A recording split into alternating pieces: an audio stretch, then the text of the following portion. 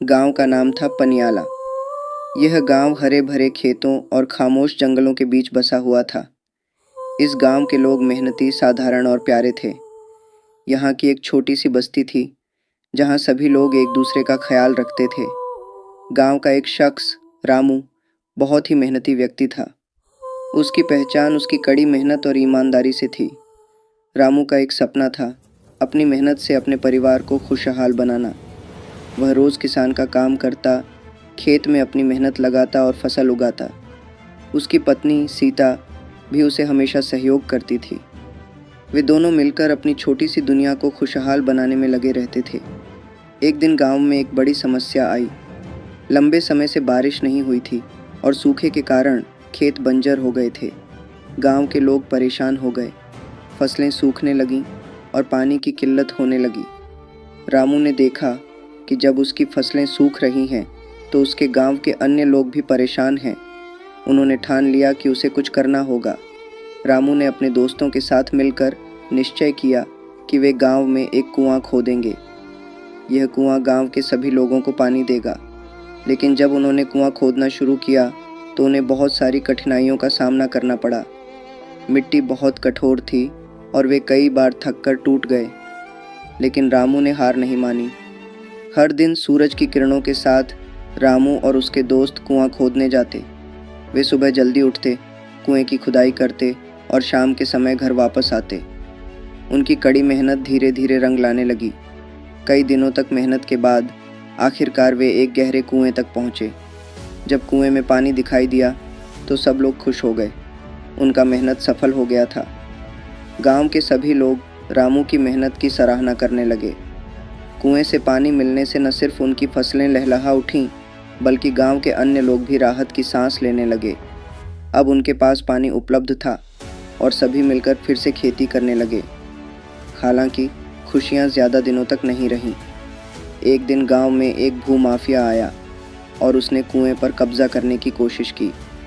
उसने गांव के लोगों को धमकाया कि अगर वे उस कुएं का इस्तेमाल करते हैं तो वह उन्हें गंभीर परिणाम भुगतने की चेतावनी देगा। रामू और गांव वाले बड़े चिंतित हो गए। रामू ने तय किया कि वे इस समस्या का सामना करेंगे।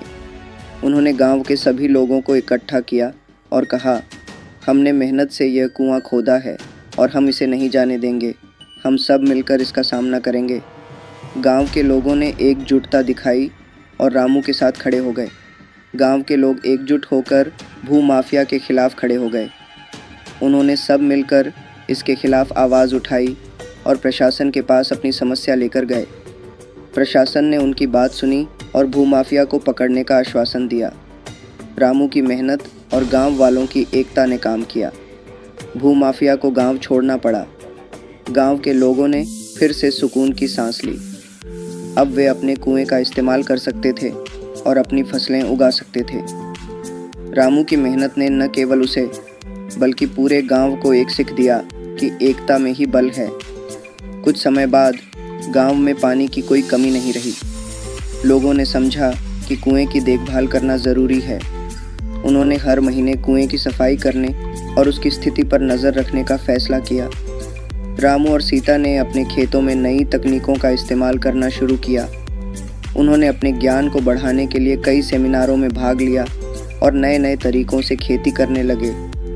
गांव अब पहले से कहीं ज़्यादा समृद्ध हो गया था। उन्होंने अपने बचत से मिलकर एक स्कूल भी खोला जहां बच्चों को अच्छी शिक्षा मिल सके। रामू को गांव की तरक्की देखकर बड़ी खुशी हो रही थी। अब उसके सपने हकीकत बन चुके थे। गांव के लोग समझ गए थे कि मेहनत का कुआं केवल पानी नहीं देता, बल्कि विश्वास, एकता और खेती की नई समझ भी पैदा करता है। रामू की मेहनत ने न केवल उसके परिवार की किस्मत बदल दी, बल्कि पूरे गांव को एक नया दिशा दिया। अब गांव में खुशी और समृद्धि का माहौल था। हर साल गांव के लोग मिलकर एक त्यौहार मनाते थे जिसमें वे एक दूसरे की मेहनत की सराहना करते थे और नई फसल के लिए धन्यवाद करते थे।